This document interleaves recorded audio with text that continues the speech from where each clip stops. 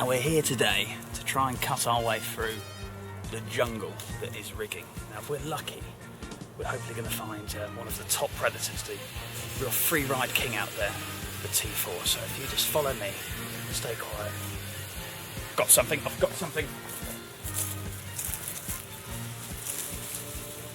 Now we know we're getting close here. We've got the skin of the Tushingham T4 7.5. So if we're lucky here, we might be able to find a few of these components that are going to help us get it rigged.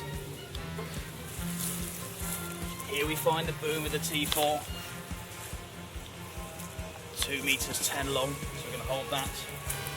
This might come in helpful later. We know we're getting close now. We've got a 460 mast here, just in the jungle, in the foliage. We follow up just through the bushes here. We can see the extension that we're going to need to put the whole thing together. And here it is, the 7.5 T4 in all its glory. Up the edges there, we can just try and tease out, and hopefully we'll be able to get on the water. Right, so come on. Just a little nervous. Some mixed bag of conditions out there today. I'm sure I can handle a lot. Easy fella, easy. It's a little bit frisky now, a little bit excited. I've got it, you're okay. There we have it, the T4.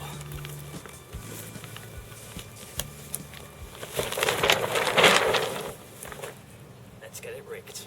Okay, so today we're going to look at rigging the Tushingham T4 7.5. Now, as with other sails, I've basically got all the information I need just here on the bag. And I've also got that just down the bottom of the sail. So the sail's already rolled out. And the info I've got here, I'm going to need a 460 mast. So I've got my 2 sections. Just making sure they're cleaned on the inside. The bottom section is cleaned on the outside. So when they go together smoothly.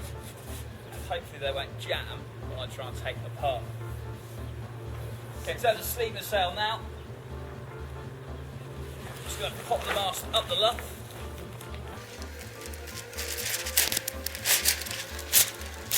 Okay, so it's jammed right in at the top of the head cap.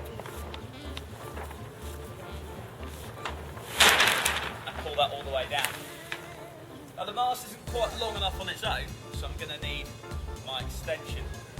Now the luff in total is 488. This on here I'm going to need 28 centimetres to make sure I've got enough to rig the sail properly.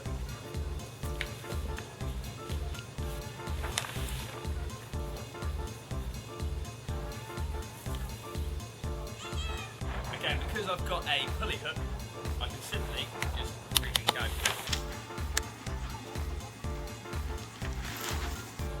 Before I put all the downhaul on though, I'm just going to pop the boom on. It's going to give me a little bit more space around the luff.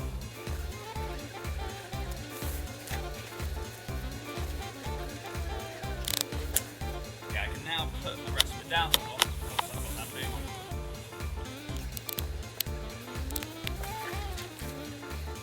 Okay, once I've put most of my downhaul on, I'm just going to pop the outhaul on now. Now from the panel at the bottom of the sail, the boom length is 2 meters 10, so I've adjusted that already.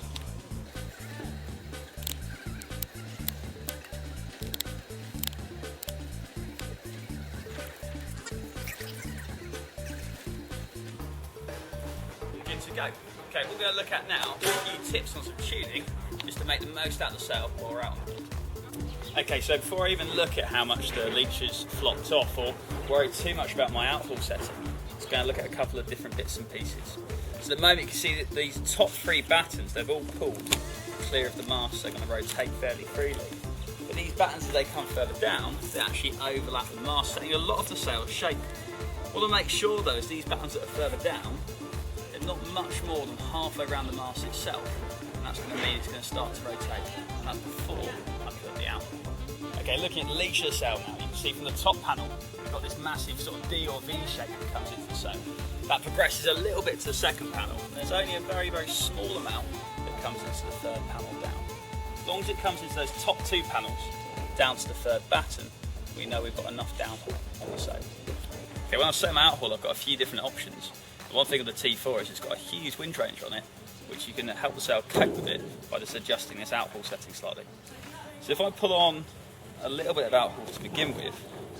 Okay, I can just put my arm into sail, push down just very gently on the boom. That batten is going to hit the boom fairly easily. That's my neutral outhaul setting. If I want to flatten the sail off a little bit more, I can just add a centimetre onto that. If I need to flatten it off even further, I can have another centimetre on top.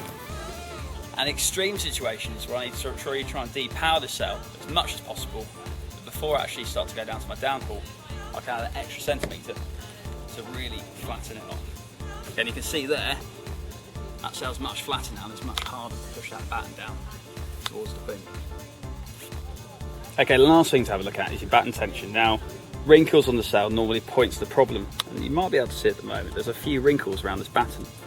All I need to do then is just tighten up that batten until those wrinkles disappear.